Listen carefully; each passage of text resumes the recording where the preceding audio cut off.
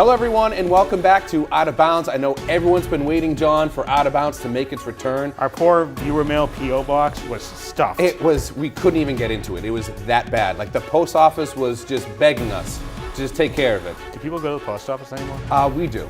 Okay. We make our daily trips. But nonetheless, Out of Bounds is back, hopefully for a little bit longer. I know we had the 5-year reunion show in mind. We had this nice open that John made for us, but never really came to fruition. Like many things. Exactly. So with that being said, we're just going to dive right into the first topic. The New England Patriots have had, well, an interesting offseason. They've lost Danny Amendola. They've lost Dion Lewis, as I always call him, but Dion Lewis.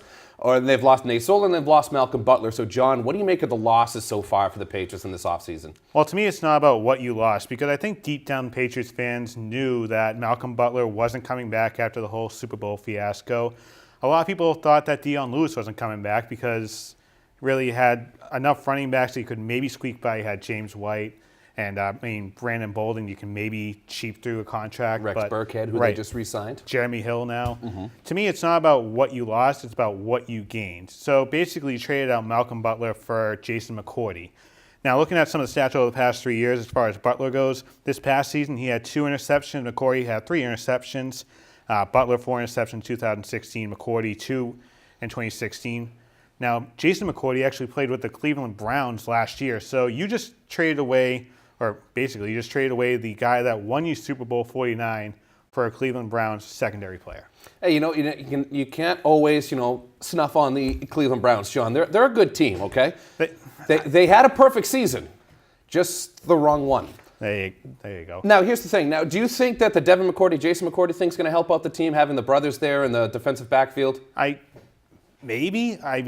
Jason McCourty is a little bit older than Malcolm Butler, but I think Devin McCourty, he's going to be fine the way he is. Jason McCourty, I'm kind of skeptical because he does have a couple more years on his tires, so can he catch up with his secondary threat, as far as wide receivers go? Can he? I don't know. It's going to take some time to tell.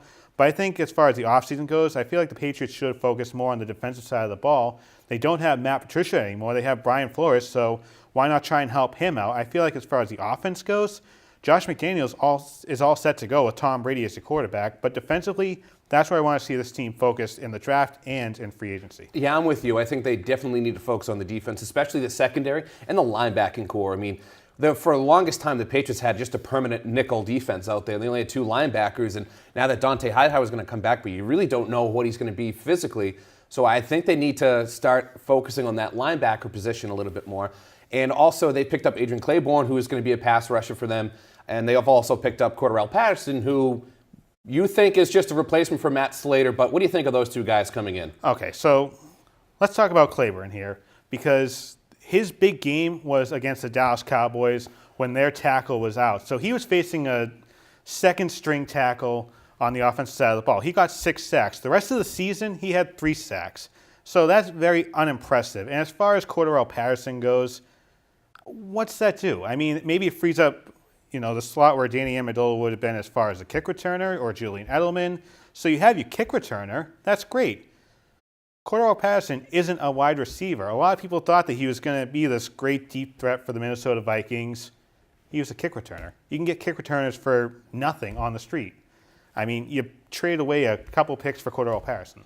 Well, the interesting thing is when he played for the Raiders, people were kicking to him, and he was an absolutely lights-out kick returner until he played the New England Patriots. And in that game against the Patriots, 6 touchbacks. They would not allow the guy to touch the ball, and I think after that game, he only returned 3 kicks after that game. And people and the coaches in the NFL were going, "Oh, we don't have to kick to the guy. That makes total sense now." So, we don't know if it's going to be just another Matt Slater because we don't know if he's going to be leaving. But with that being said, it's going to be an interesting offseason continuing on for the Patriots, and let's see, how that offense goes, because I know a lot of people are concerned about losing Danny Playoff, but as long as you have Tom Brady there, and don't forget, you have Julian Edelman coming back to this offense. See, Julian Edelman kind of concerns me. I understand that he's one of the best wide receivers the Patriots have had in a long time, but he's coming off of a very serious injury here, an ACL injury, and you don't just pop right back up. It takes maybe a year or 2 just to get back to where you were as a player. So don't expect week 1 of the 2018 season Julian Edelman to go off for 3-4 touchdowns.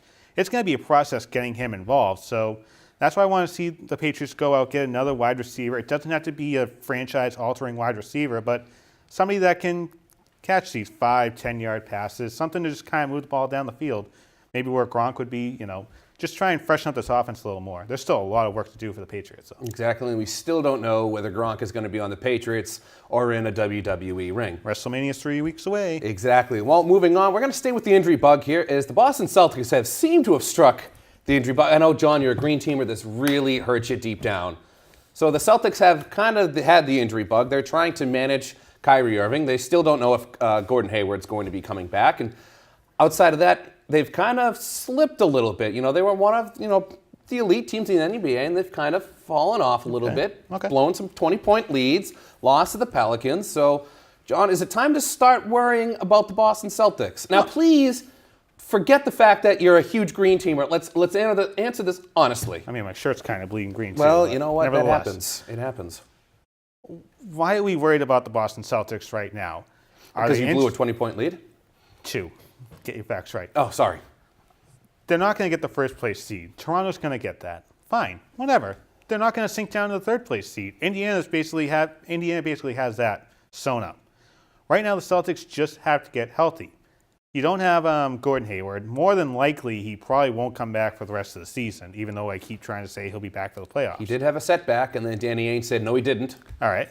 But Kyrie Irving, it comes down to managing his minutes. I didn't think when the Celtics got him, he was going to play all 82, 35, 40 minutes a game. That's not going to happen with a superstar like Kyrie Irving. He needs to sit down every so often with his kneecap issue. That could be an issue coming up further down the road in the next few years. But I think this gives a great opportunity for players like Jaylen Brown, like a Jason Tatum, to take on the load offensively of this basketball team. You go back and look at that Washington game that the Celtics played. Tatum played close to 43 minutes. A rookie playing 43 minutes this late in the season. He's young. He has the energy. That's almost unheard of still. I mean, at this point, though, you had that freshman slump after the first 35, 40 games. Typically, the rookie players start to slump a little bit because their bodies can't handle the NBA schedule. So I like what Jason Tatum's doing. Jaylen Brown, I think, is going to be a very important player for this team coming up over the next couple weeks once you get into the postseason. Al Horford, he'll be fine. So I think the Celtics are the number 2 seed in the Eastern Conference playoffs. They're probably an Eastern Conference finalist, and they could go to the NBA Finals. Now, a guy that doesn't normally show up a large amount in the stat sheet is Marcus Smart, and he's now out for the rest of the year. How big of a loss is Smart for the Celtics? Well, let's not put Marcus Smart out for the year yet. He could come back for the semifinals, which is entirely possible. It's only a 6-week operation that he had. As far as defensively, I think that's where the Celtics may have a few holes opened up, because we saw what happened when he punched that picture frame in LA after he missed the buzzer beater for some reason. Defensively, this team couldn't dive on the loose balls. They couldn't get anything going in transition. Marcus Smart is actually a little more important to this team than some people actually give him credit for. See, I think they're going to miss that edge and that attitude that he brings, especially down the stretch in the fourth quarter.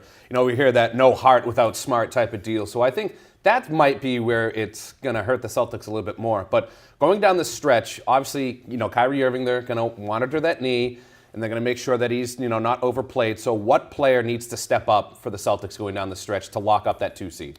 Well, I think they already locked up the 2 seed, but that goes without saying. I think Jason Tatum, like I said, has to play a more important role on this team. Al Horford, I like seeing the offense go through him, setting up at the top of the key, getting some players moving off-ball screens. So I put Al Horford maybe as the most important player for the Boston Celtics besides Jason Tatum. All right, so when we come back, we're going to talk about the other 2 teams in Boston, the Boston Red Sox and the Boston Bruins. We're going to talk a little bit about March Madness. Don't go anywhere. Out of bounds right after the break.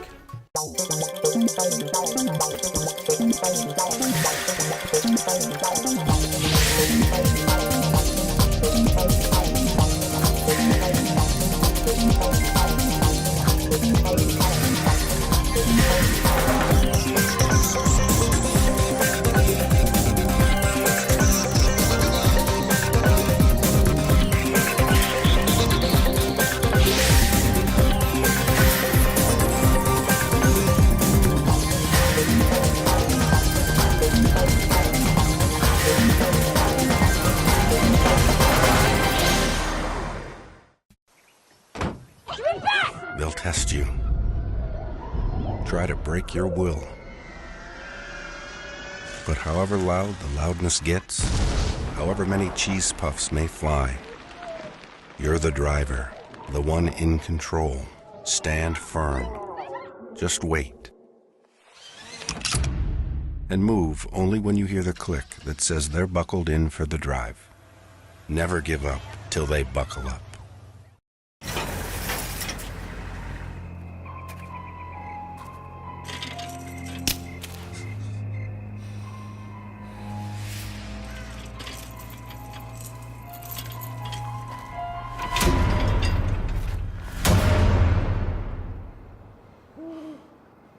If you don't fix them, sparks from dragging tow chains could cause a wildfire, and that could be scary. Smokey. Only you can prevent wildfires. Welcome back to Out of Bounds, alongside with John Luck. I'm Brian Berard. We talked about some Patriots, we talked about some Celtics. Now we're going to talk about a team that's absolutely on fire right now, and that's the Boston Bruins. They're only, I think they believe, less than 10 points out of the President's Trophy, which I know that's one big thing that you always go for in the NHL and then get blown out in the first round of the playoffs. But, you know, there's a lot of young players on this Bruins roster, John, that are really stepping up. I mean, Ryan Donato played last night, got his first NHL goal in his first NHL game. As, of course, Harvard didn't make it into the men's ice hockey championship tournament. Right up there with BC. Yeah, well, you know what? They were tied for 16th, but ultimately they didn't. They couldn't pull it out with Princeton, so Princeton got the last seed in the tournament. What a shock. You lost to a smart school. But for the Boston Bruins, I know a lot of people are starting to buy in on them as potentially Stanley Cup contenders. John, is it time to start buying in on the Bruins? It is, but I'm hesitant when I think about the Boston Bruins because this is a young team, a very energetic team, and a team that's fought through a lot of injuries. Let's think about some of the players that aren't competing with the Bruins right now. Charlie McAvoy, Zdeno Chara, Patrice Bergeron, Davis Backes has been in and out as far as injuries and suspensions go. Jacob DeBrusk. So there's a lot of injuries on this Bruins team, but somehow, some way, they keep plugging the holes and keep getting the wins. I mean, there have been a couple of tough losses, but I think this Bruins team has what it takes to maybe make it past the semifinals and maybe get to the Eastern Conference Final. Now, saying that, is it going to be a disappointment if they lose a 7-game series where all the games are 1-0 in the first round? Probably not. To me, this was a season about seeing what you have as far as your veterans, as far as your younger players. Right now, it's kind of a mash between the two, and I think the Bruins do have what it takes to make it to the conference final. You know, one of the interesting things to me about the Bruins is, you know, the play of Tuukka Rask and Anton Khudobin, because earlier in the season, Tuukka Rask was, you know, he couldn't stop a beach ball. They put in Anton Khudobin, and he was absolutely lights out. They brought back Tuukka Rask, and Tuukka started playing, you know, to the level that we know Tuukka can play at. And, you know, I think going down the stretch, you really haven't seen tremendous goalie play from the Bruins, but you've seen great defensive play, especially from Charlie McAvoy and Bjork, and you've seen these other younger players that are starting to step up, and Marchand is having himself a career year, as is Patrice Bergeron. You know, people are thinking that he might be the Hart Trophy winner, which is the MVP of the NHL, but, you know, this is really a team. And I feel as if they have, and maybe you think differently, do you think they're peaking at the wrong time, though? I do. You can almost say the same thing when you talk about the Celtics, too. Putting too much in the earlier part of the season. By the time you get to the postseason, you could be burnt out. Now, looking as far as the goaltending goes, could you bring up Tuukka Rask and Anton Khudobin? Rask's played 47 games. Khudobin has played 27. So as far as goalie play goes, as long as you're under that 55 games played mark in the regular season, you should be fine. And worst case, if Rask is having a bad night or he needs a night off, you have Khudobin who can step in, even in a playoff series, which is great. Depth is the one thing that the Bruins have, especially this year. You have players like Marchand, who leads the team with 75 points. Pasternak has 70 points. And Patrice Bergeron, a lot of people forget about him because he's been with the Bruins for so long, and you know, he keeps somehow making a huge mark on this team. And let's not forget, you also have David Krejci and Zdeno Chara, who's like 55 years old. And it looks like it's not stopping him. And now I'm going to ask you this, and I'm 1,000% convinced that it's true. The reason why they're doing this much better is Bruce Cassidy. I think if Claude Julien was still the coach of this team, they would not be anywhere close to where they are right now. Do you believe that that's a true statement? The reason why the Bruins are playing this lights out is because of Bruce Cassidy? Not all Bruce, but most of it is Cassidy. Well, you have to believe it because Bruce Cassidy was the coach of the Providence Bruins, and a lot of these players have gone through the system that involves the Providence Bruins. You're onto something. You're seeing this pipeline continue on, Cassidy down to some of the players like Torrey Krug, Danton Heinen, some of these younger players, they were in Providence when Bruce Cassidy was in there, so you don't have to adapt to a defensive mode. I mean, Coach Julian, he was one of those coaches, I guess, that really put the reins on the horses. Bruce Cassidy says, just go out and put the freaking puck in the net. Yeah, I do like how he's not so subtle when he calls out his players, but it's going to be awesome. fun. It's going to be fun watching the Bruins down the stretch. All right, so now we'll move on to the final Boston team here. That's Boston Red Sox.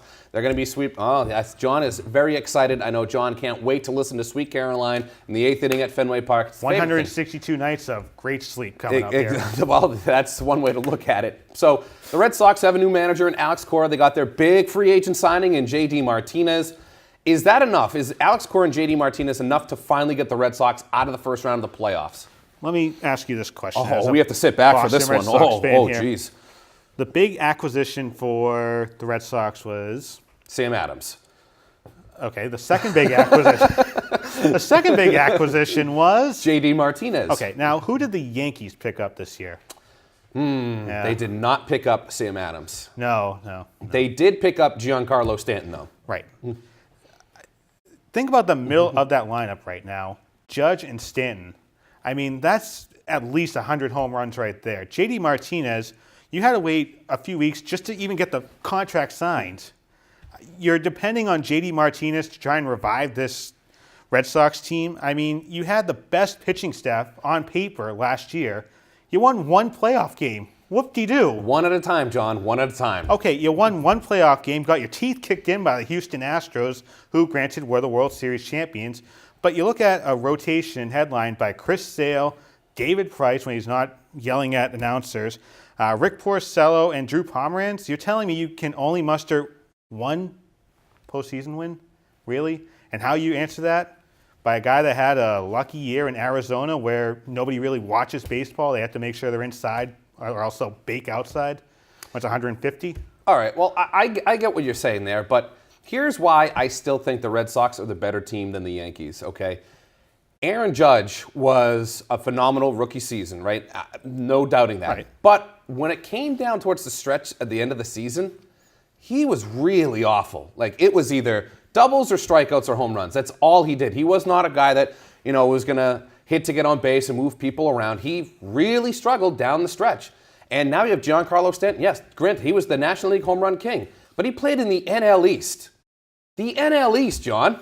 You have to contend with the Nationals. Whoa, not the Nationals. God forbid you have to compete with the Nationals. I was coming to the American League East. He hasn't seen Chris Sale. He hasn't seen David Price. He hasn't seen Drew Pomeranz or Rick Porcello or Stephen Wright. He hasn't seen pitchers like this in the NL East. Why is Stephen Wright such a big threat? Knuckleball, John. Only one person. Two people throw it. Two people. That's it. And Aaron Boone hit one into the stands in Game 7 Look, of the ALCS. that was back in NAM, all right? So, look, I still feel like the Red Sox are going to win the AL East. I still think that they're a better team. Yeah, they got a big power bat in Giancarlo Stanton. I want to be able to see him hit consistently against American League pitching. I feel like the X factor in all of this, though, is the managerial stylings of Alex Cora. We haven't seen him as a manager. Well, we've never seen Aaron Boone as a manager. He hasn't even managed a Little League team. And now he's managing the Yankees. Yeah, get your teams right. And at least Alex Cora was, in a World Series clubhouse with the Red Sox. Okay, he was a water boy. Congratulations. And then he was in the dugout as an assistant coach for the Astros. Aaron Boone has no coaching experience. He was in the press box watching games, Brian. Oh. Yeah, there's a lot of professional opinions from the press box. But I think for Cora, it comes down to how do you manage Chris Sale? Because if you remember last year, John Farrell just let Chris Sale run rampant all over the field. Yep. And he was burnt out by the time he got to August. And that was the one thing I was worried about Chris Sale. When would he get burnt out? Because the postseason drama of the Red Sox goes year in and year out. He was with the White Sox, and usually they're out of the postseason by, I don't know, Patriots Day. April. So that was the big thing for me. How do you manage Chris Sale? And, I mean, the production of the outfield as well. They're going to be very crucial this year, especially Jackie Bradley Jr. Not a lot of people in Boston believe in Jackie Bradley Jr. and think he should have been traded away for something at least. Maybe something to help you out at the back end of the starting rotation. Maybe another setup guy to go along with Thornburg. But Jackie Bradley Jr. has a lot to prove this year. Absolutely. But I still think that, I don't know, having Alex Cora in here, I think he's going to manage these players a little bit better than John Farrell did because I mean, John Farrell really made some poor decisions in the dugout and, of course, outside of the dugout. What do you mean? Well, I'm not going to get into that one. So we're done with our Boston sports team, but of course we're in March. It's March Madness, but right now your bracket probably looks like a Christmas tree with all the red and green on it, because it's more like March sadness now, John. Yours is all red. So, well, no, I still got some green on it. So, John, Green. first of all, Good color. how's your bracket doing at the moment? Well, Did you throw it away like the rest of us did? funny you mentioned that, Okay. because I did one of those bracket contests here where you can enter multiple brackets. I was smart. Had 2 national champions. 2. I had Virginia. That didn't go so well. You know what? They fell a little short. Yep. Then I have Duke. So, Okay. Very so I very still swell. got one of my national champions in. Okay, so for me, I still have my 2 national champions of Purdue and Kansas. I think that Purdue, they have what it takes this year. They have some big bodies down low in the paint that can really push you around. But so, John, I have to ask you this now. Out of the remaining Cinderella teams, who do you think is going to make the deepest run? In my mind, I can't believe I'm saying this, but I think it's Syracuse. They're an 11 seed. Many people didn't think that they belonged in the tournament, and every year you say that about Syracuse, and Syracuse does not belong in the tournament. They always go on a deep run. They're an 11 seed. I really think that Syracuse can upset some people. Well, you go back to the game against Michigan State. They played a very sloppy game, a very hard-hitting game for basketball purposes. I mean, Syracuse is a popular choice, but I mean, as far as a Cinderella team, do you really consider Kentucky a Cinderella team? It's a 5 seed. I mean, it's difficult to go ahead and pick Cinderella teams when you talk about Kansas State, a Big 12 team, as a 9 seed, an SEC team as a 5 seed. It's difficult to find that Cinderella team because I don't think Loyola Chicago is going to make it to the Final Four. I don't think Nevada is going to make it to the Final Four. We said that about George Mason, and look what happened. And Wichita State, home of the Shockers, your favorite mascot? Yes, I do love the Wichita State Shockers. Although Shaka Smart has left Wichita State to go to Texas, I had them going on a run, and it didn't bode well for me because they lost to Nevada in the first round. It's all good. I'm sure Nevada will go to the Final Four, though. Really raise those Vegas odds makers. Well, I still think that my bracket's better because I still have my 2 national champions and you don't. So for John Luck, I'm Brian Berard. Thanks for watching Out of Bounds.